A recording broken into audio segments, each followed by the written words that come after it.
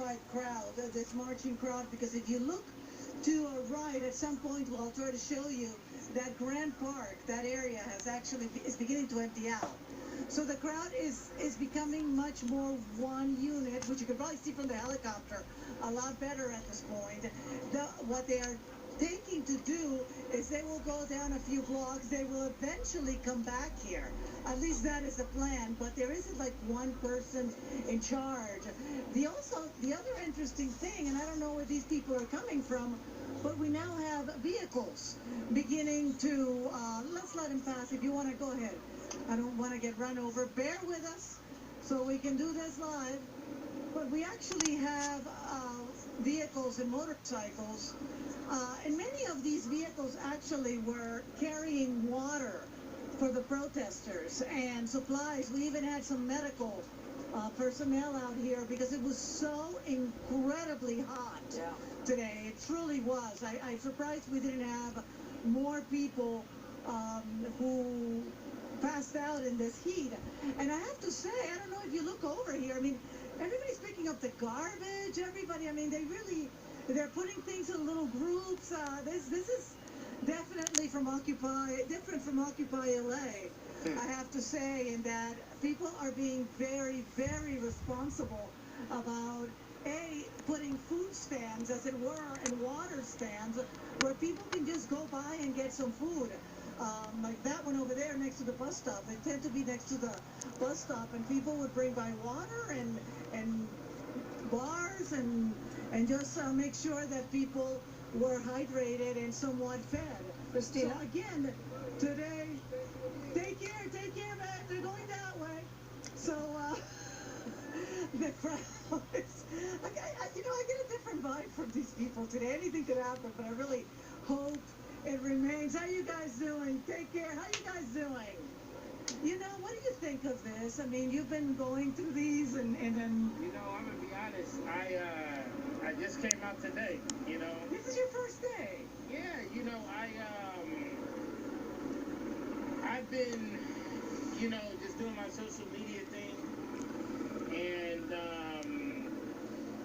you know, really protesting from afar, you know, and just really honing in on just how we can build from this spiritually, you know. Yeah, so what made you get up in front of the computer, as it were, and march yourself out here? Well, I just said I feel this is going down in history. Oh, they're coming back. I feel this is an historic moment, and I'm going to get my video out, and I said I had to be a part of it. There's no way I cannot be a part of this. So... You ever seen anything like this? No, I haven't, and this is something. This is something. This is beautiful. So I wanted to be a part of history because I think this is going down in history. This is going down in history, and I wanted to be a part of it. I didn't want to sit back and like, oh, I was at home on the side lanes when this went down, and I wanted to give my support because enough is enough. I can't even think of how many black lives have been lost by the hands of the police, and nothing has happened. So I feel that this sparked a revolutionary change, and the world will never be the same. That's how I feel, so I had to be a part of this. You think your world will never be the same because of this? I think the world in general. Look at this multicultural. It's not just us out here. It's everybody, all cultures, because they feel the pain. Because honestly, it's not just been us that's been suffering from this. It's from other races. So, in terms of the policing and social justice and just our rights walking in the streets as minorities is changing. I think you're also... Do you think you've made a difference already, this stuff? I mean, already the arrests, the extra charges for the officer. Today, the mayor here saying that there are some serious changes coming in the way of the city. You think this has made a difference already? I do, because as you see, can you repeat that question? Do you think already what these people have done by doing this, by marching, by the overwhelming number of people alone, do you think this already made a difference here in this city? I think it did. I think it did because as you see, the charges have already been upgraded to second-degree murder. Right. It's a nationwide thing. Yeah. Can you imagine what would happen if these officers got off? This is when it happened. This is the uprising when it happened. So I think the system recognizes they better get their act together. I don't want to know if The National Guard is out and charges have only been filed. Can you imagine if the right decision isn't made? Let us not imagine that. Right. Let us not. We're gonna wish for the best, man. I am sure a jury of sane people. Thank you. I love the unity that we have right now, and it's just inspiring. Multicultural. This is a new day. God bless you. You too. Thank you so much for talking to us. Be safe out there. You see what I mean about a different vibe? I mean, Christina. This is really... Speaking of, I got to ask you, I remember seeing... You want to explain that to the people.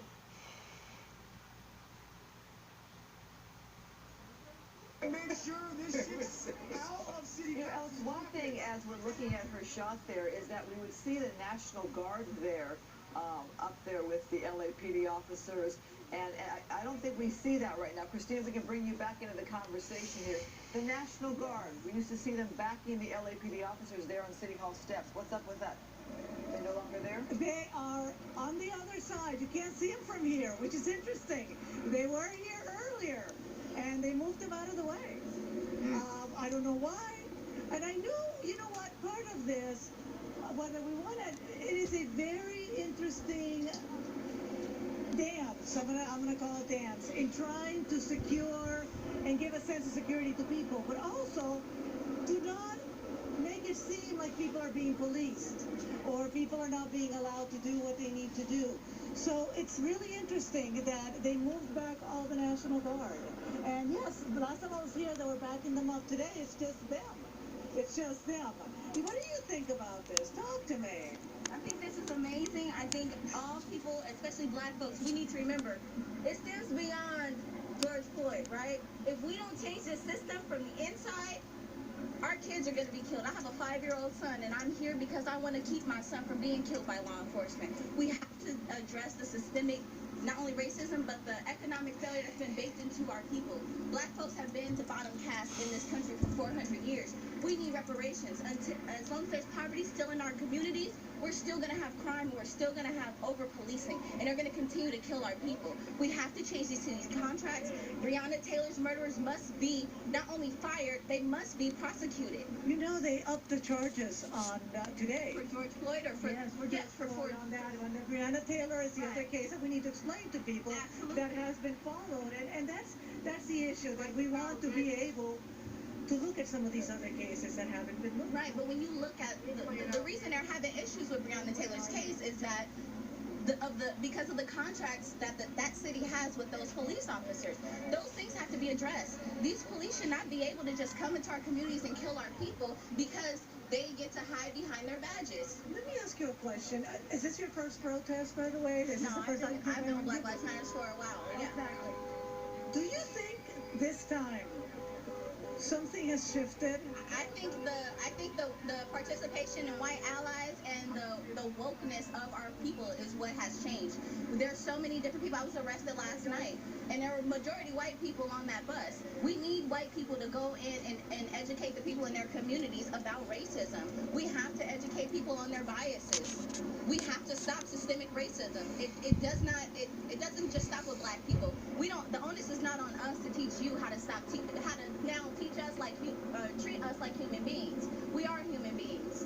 You know, and it goes to education. I think that it's important to bring that into the equation because it's education for everybody. Yeah. It's not just education, it's also application, right? What do you do with that education? It's not enough for you to just learn it and then sit on your thumbs. How do we actually change the laws and implement that? We need implementation. The way that the system is currently structured, it didn't take people of color or black people into account. It really just took property owners, and white people with money who are well off into consideration when considering these bills. We have to actually now consider people's the wealth disparity, right? These police feel like they can come into our neighborhoods and treat us the way they do and just kill us because of the wealth disparity. And that's what said social injustice and economic justice have to go side by side. This country's built off slavery, and that failure of slavery was baked into our people. And now we still continue to live with that 400 years later, which is why this continues. It's not enough just to protest. It's not enough to come out here and make noise. George Floyd, he won't be the last unless we do real structural change. He won't be the last. This is not enough. We need to continue to do the political work that's going to follow after this protest. I love this noise. I love that people are shining light on what's really happening in our community. But what's the politics that we're doing later? Karen Bass was, she had an interview earlier today and discussed how, we need to change some of these policies. Yeah, but we also need to address the racial wealth gap. Now, did you hear that the mayor today made an announcement about some of the changes that he wants to implement? Were you able to hear? I didn't hear any. What did he say? Okay, well, some of the things, and anchors, fill me in the back because I heard it. Christina. So some of the things are an independent special prosecutor to investigate police misconduct, not the DA. Investigate police misconduct, not the DA. Taking the DA out of the equation. Okay, so where is this independent prosecutor coming from? Because I work for a civil rights law firm, right? We sue the police all the time. We have the DA who declines to file charges, but the DA is first on the scene. The DA is there with the police.